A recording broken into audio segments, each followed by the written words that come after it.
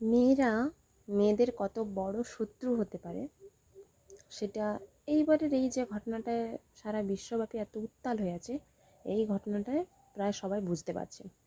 অবশ্য হ্যাঁ, এই ঘটনাটা শুধু বুঝতে পারছে সেটা বলা ভুল।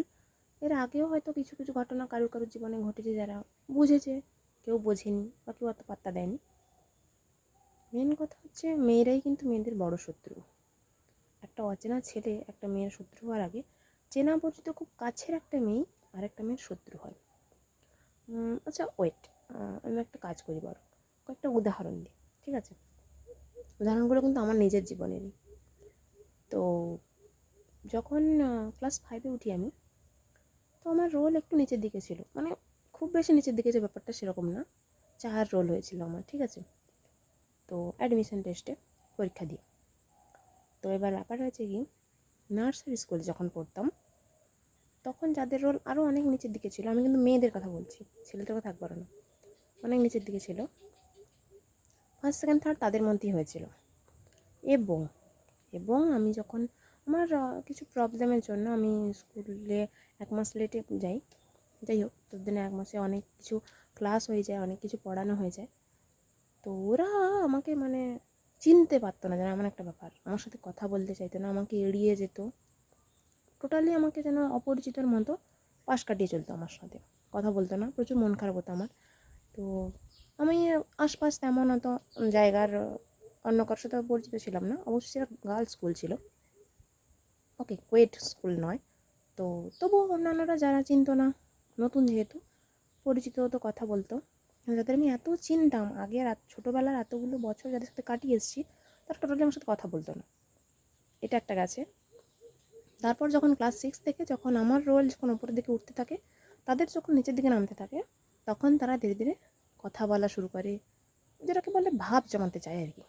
তো যাই হোক, সেটা মোটামুটি তারপর থেকে কথাটা মোটামুটি বলতো, এড়িয়ে টেড়িয়ে খুব একটা যেত না। আমি মোটামুটি ওই যেমন ব্যবহার করা উচিত ওরকমই করতাম, খুব যে গলা গলা ভাব ওরকম টাইপ আমি কখনোই করতাম না। আর বুঝে গেছিলাম ততদিনে কে কেমন হতে পারে। এবার বলি 6-7-এ কিছু কিছু ঘটনা এমন ঘটেছে, মানে এখানেও কিন্তু মেয়েদের কথাই বলছি, হয়তো কোনো কিছু খেলা টেলা হচ্ছে বা কিছু হচ্ছে, তো ইচ্ছাকৃতভাবে তারা আমাকে ফেলে দিত কোথাও, বা ইচ্ছা করে ব্যথা দেওয়ার চেষ্টা করতো, এমন হাতে হোক পায়ে হোক, যে কারণে আমি এখন সেটা ভুগছি। যাই হোক, তো তখন এতটা তো মাথা ঘামায়নি যে পরবর্তীকালে হাত পায়ে বেশি সমস্যা হতে পারে নাকি, সেটা পরবর্তীকালে এখন বুঝছি, এখন বুঝতে পারছি সেটা। তো তখন বলছিল বারণ করতে, যে নিবেদিতা তুই বলিস না, টিচারদের কাউকে বলিস না, গার্ডিয়ানকে কাউকে বলিস না, ওরা আমাকে বকবে মারবে। যাই হোক, একটা মোট ভয়ে আতঙ্কে ছিল। তো আমি, হ্যাঁ, স্কুলে কিন্তু কাউকে বলিনি যে কী হয়েছিল বা কীভাবে লেগেছে, কেউ ইচ্ছাকৃত করেছে নাকি, বাড়িতে আমি বলেছিলাম, মা বাবা জানে সব কিছু। ইভেন এখন অবধি আমি সব কিছু মা বাবার সাথে শেয়ার করি, অন্য কারোর সাথে না করলেও, ওটা মাস্ট, হয় মা নয়তো বাবা। ওটা গেল। এইটুকু একবার ওরকম হয়েছিল যে একটা মানে প্রাইজের একটা ব্যাপার ছিল, মানে যেটা প্রাইজটা আমার পাওয়ার ব্যাপার সেটা আমি পাইনি, অন্য একজন, যে কিন্তু সেই স্থানটা নেয়নি, আমি পেয়েছি, কিন্তু তাও সে আমার বদলে সেটা নিয়েছিল প্রাইজ। প্রচণ্ড মন খারাপ হয়েছিল, প্রচণ্ড কষ্ট পেয়েছিলাম, মানে সেটা বলে বোঝানোর মতো না। মা বাবা অনেক বুঝিয়েছে, অনেক সাপোর্ট করেছে। তো যাই হোক, সবগুলো যা যা ঘটনা বললাম সবগুলোর পেছনে কিন্তু মেয়ে বা মেয়েদের হাত ছিল। এখানে তো গেল। এরপর যখন হাই স্কুলে যখন উঠি, তখনও এরকম অনেক ঘটনা ঘটেছে, সবের পেছনে মেয়েদের কাণ্ডই ছিল, অন্য কারণ না। হয়তো আমি টিচারদের কাছ থেকে কোনো একটা জানবো বলে, কিংবা আমার কোনো একটা জানার আছে, সেটা আমি প্রশ্ন উত্তরটা নিয়ে গিয়ে দেখাই আলাদাভাবে, কিংবা কোনো বইয়ের কোনো কিছু একটা ভালো নাকি বা সেটা পড়লে ঠিক হবে নাকি সেটা জানার জন্য যাই, তারা আমার পেছনে পেছনে যাবে, বা ভাবতে হয়তো যে আমি জানতে পারবো না বা আমি বুঝতে পারবো না, আড়ালে আপডালে যাচ্ছে বলে, কিন্তু আমার চোখে তারা পড়তো, অবশ্যই পড়তো। চুপচাপ এমনভাবে চলেছে তো যেন ওই ভাজা মাছটা উল্টে খেতে পারে না, ওরকমটাও হতো। এমনকি এই মেয়েদের জন্যই 2বার ওরা এরকম করেছিল। আমার খুব ক্লোজ একটা ফ্রেন্ডের সাথে কী বলা যায়, একদিন আমি টিউশনে যেতে পারিনি, তো সেদিন পরীক্ষা নিয়েছিল, আবার আমার জ্বর ছিল সপ্তাহখানেক। তো মিশি সপ্তাহের কোনো টিউশনেই যেতে পারিনি, তার মধ্যে সেই টিউশনেও যেতে পারিনি, একটা ডেট।